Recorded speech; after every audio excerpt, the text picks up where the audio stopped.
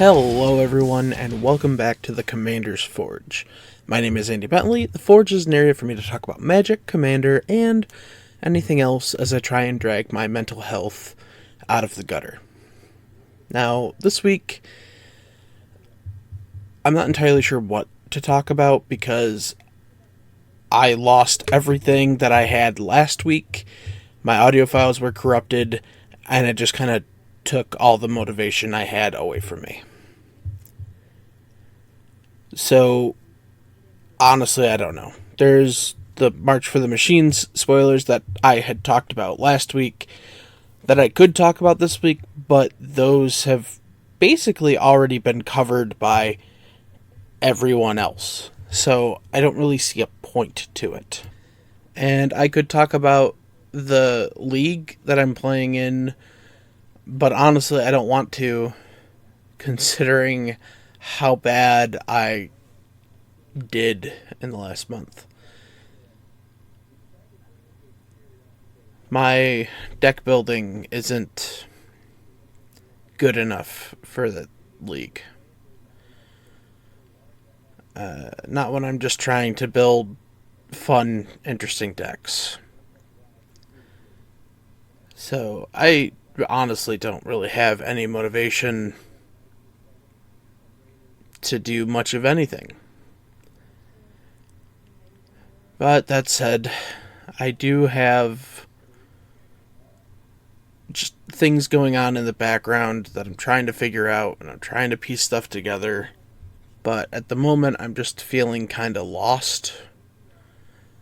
I don't really know what I want out of this game at the moment. I still love this game, but I don't know.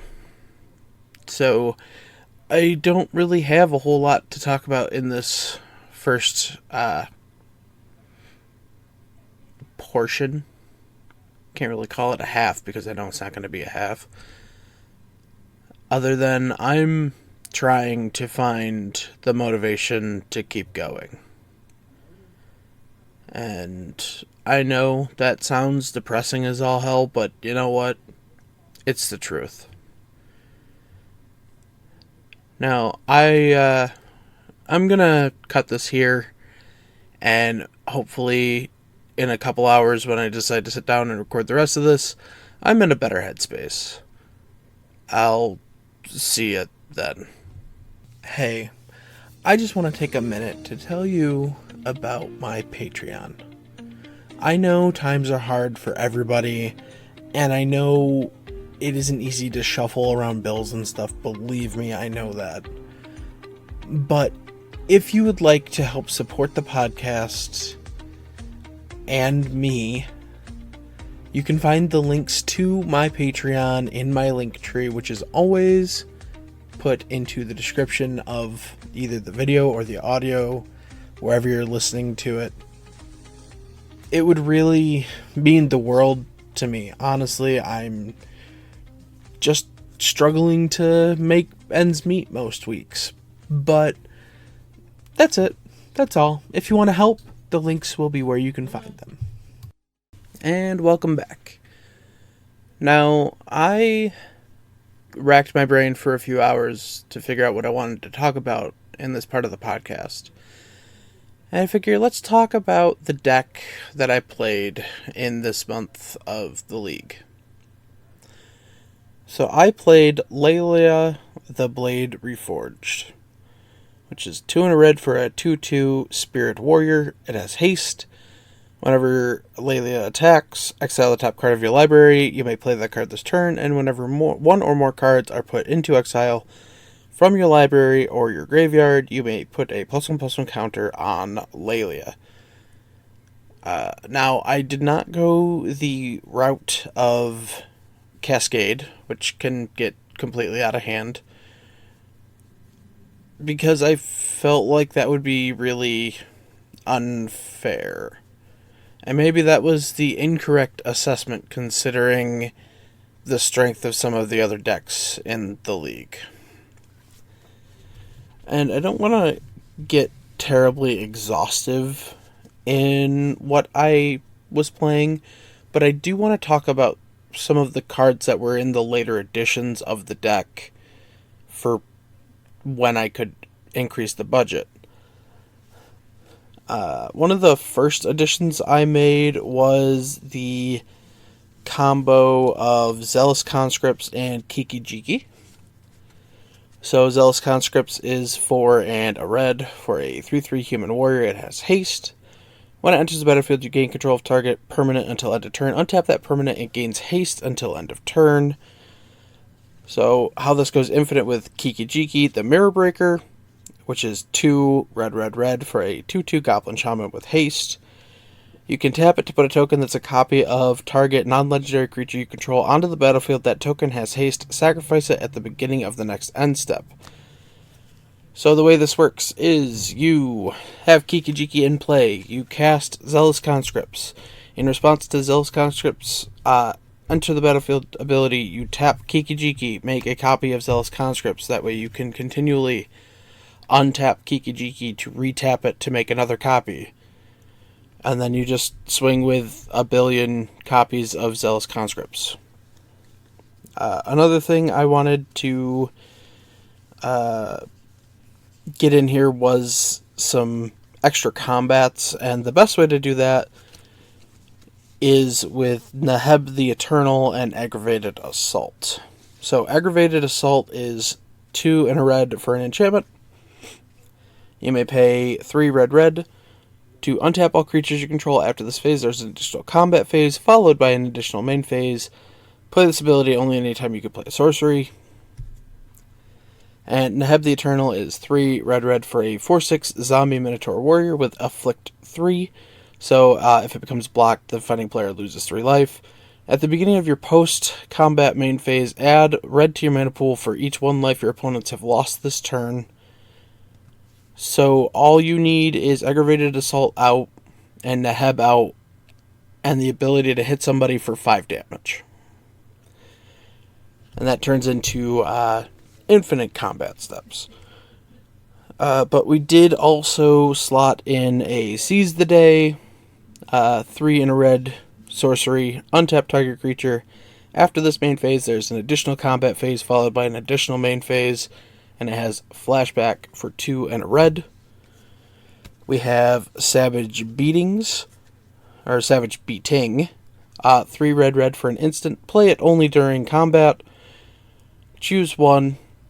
Creatures you control gain double strike till end of turn, or untap all creatures you control. And after this phase, there's an additional combat phase. It has Entwine for 1 and a red. We have World at War, which is 3 red for a sorcery. After the first pre-combat main phase this turn, there is an additional combat phase followed by an additional main phase. At the beginning of that combat, untap all creatures that attack this turn, and it has Rebound. And then last in the taking extra combats, we have Portraiser, which is 3 red for a 4/4 Orc Pirate. Whenever Portraiser deals combat damage to a player, untap each creature you control. After this combat phase, there's an additional combat phase. Portraiser can't attack a player it has already attacked this turn. That one also goes infinite with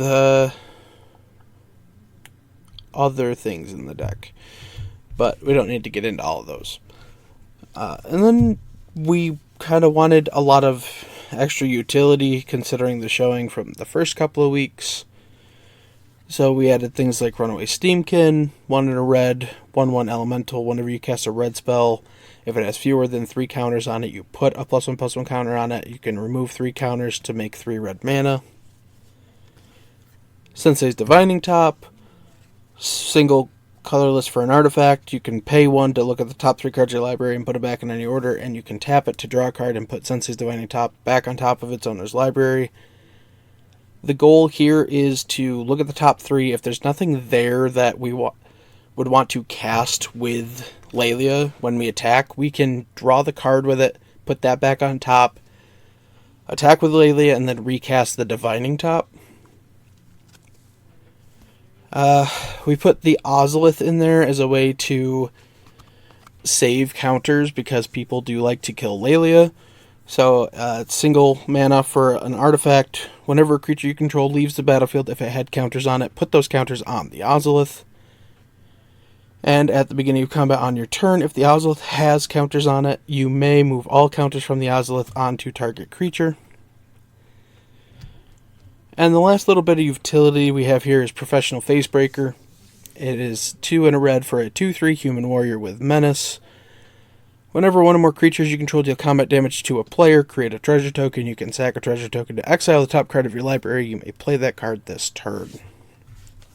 Now, I could go into heavy detail about all the other cards I have in there that exile cards and let me do stuff off the top of my deck. But what's the point? It didn't work. I just didn't work. Yeah. So that said, I think that's where we're going to call it today. It's going to be a nice short episode, but I don't care. I just don't. But I'll see you next time. Thank you for listening. All of my links can be found in my link tree in the description below. I would like to thank Ian Foss and Cody Mulpey of the band The Crypt for allowing me to use music for my opening and ending, along with Nate and Erica Jacobs for making my original logo. And I would also like to thank Christina McNichol for creating my new logo.